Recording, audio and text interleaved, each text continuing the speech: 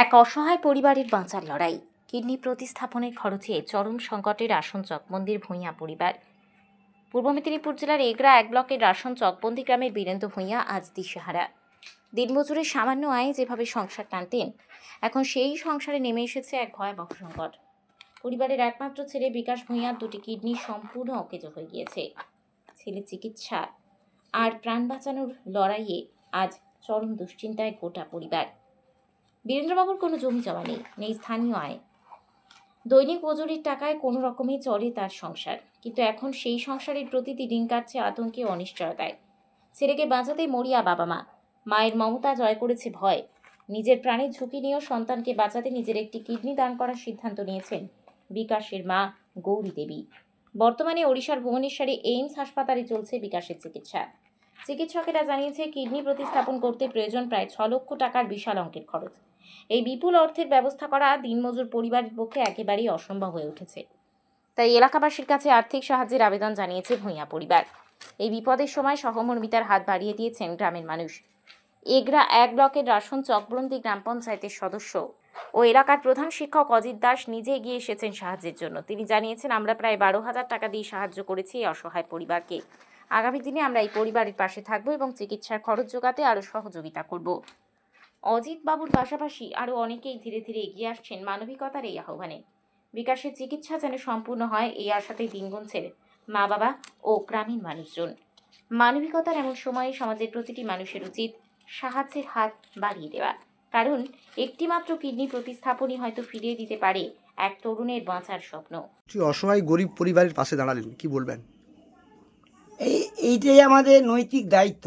আমরা পৃথিবীতে এসেছি আপনাদের ওই বিব্রত রহিতে আসে নাইকে অবনী পরে, বিশ্বকবি বলে গেছেন।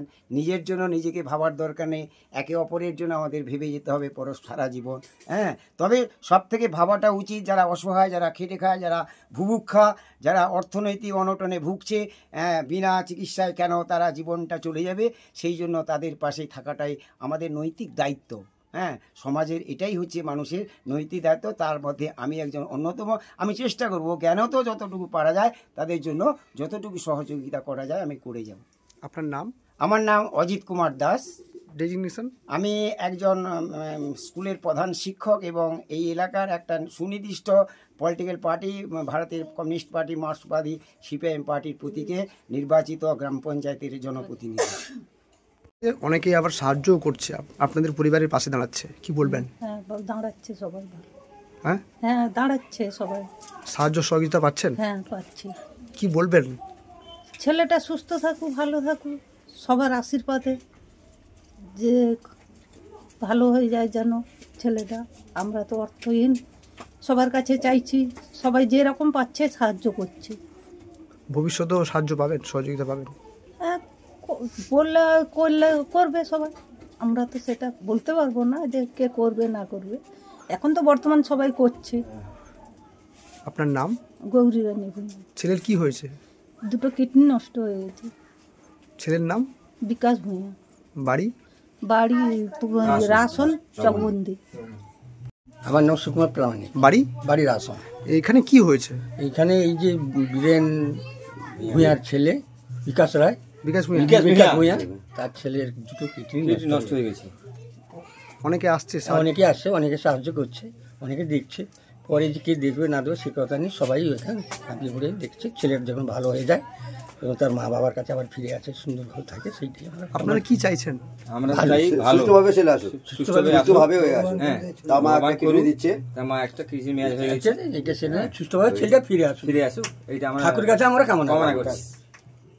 এইটাই আমাদের এই কামনা। গরিব লোক, একটা গরিব লোক, কিছু নেই, জমি জায়গা যদি এটা ভালো হয়ে আসে আমাদের খুব আনন্দ, খুব আমাদের খুব। এক কাঠা জমি নেই, মানুষের কাছে কামনা করি, সবাই যেন মানুষের কাছে কামনা করি, ঠাকুরের কাছে কামনা করি, সবাই যেন একটু সাহায্য দিয়ে সে ভালো ছেলেটা সাহায্য করে সবাই। আচ্ছা, আমি অজিত কুমার দাস, এই এলাকার একজন শিক্ষক এবং এই এলাকার আমি একজন জনপ্রতিনিধি, নির্বাচিত জনপ্রতিনিধি।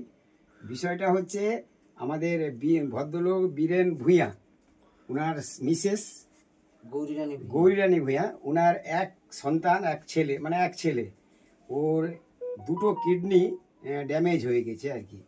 এই মর্মে ওই বিকাশের মা একটা কিডনি ওকে ট্রান্সফার করবে। এর জন্য অর্থ প্রচুর খরচ আছে। উড়িষ্যার এইমসে ট্রান্সফার হবে, সমস্ত কিছু কাগজপত্র রেডি হয়ে গেছে। তবে আমি এলাকার একজন শিক্ষক হিসাবে, জনপ্রতিনিধি হিসাবে আমি তো বসে থাকতে পারি না। এই মর্মে আমি এর বহু জায়গায় খবরাখবর পাঠিয়েছি যে অর্থ সাংকুলা ন্যূনতম সাপোর্ট কীভাবে করা যাবে।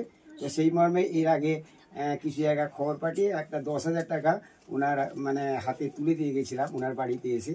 তবে তারপর থেকে আমি প্রয়াস চালাচ্ছি বিভিন্ন জায়গায়, গুজরাট সুরাট বিভিন্ন জায়গায় আমার বিভিন্ন ছাত্রছাত্রীরা থাকে, তো তাদেরকে আমি খবরাখবর করেছি এবং ফেসবুকেও পাঠানো হয়েছে। সেই মর্মে এই সময়কালে তারা মোটামুটি, আমি নামগুলো বলে যাচ্ছি, ইদ্রিস 2000, আসিফ খান 2000, জাভেদ সাজেদ খান 1500, সাজিদ খান 1000, ফাইসাল খান 10,000, 1000,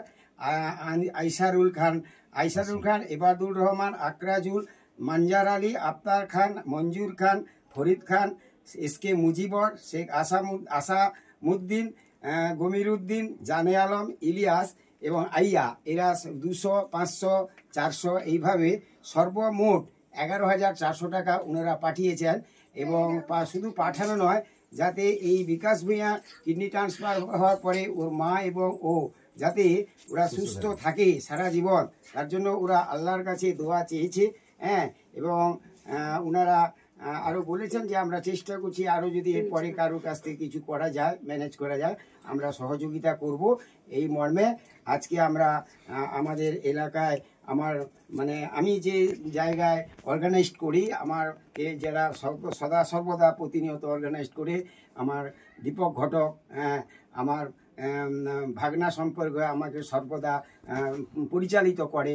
যেহেতু আমি একটা সুনির্দিষ্ট জনপ্রতিনিধি, যেভাবে পরিচালিত করতে হয়, আমাদের স্বপন পয়রা এবং সুকুমার প্রামাণিক, আমাদের হরিপদ বারিক, ভক্তিপদ দাস, প্রশান্ত দাস, ইনারা এখানে উপস্থিত আছেন।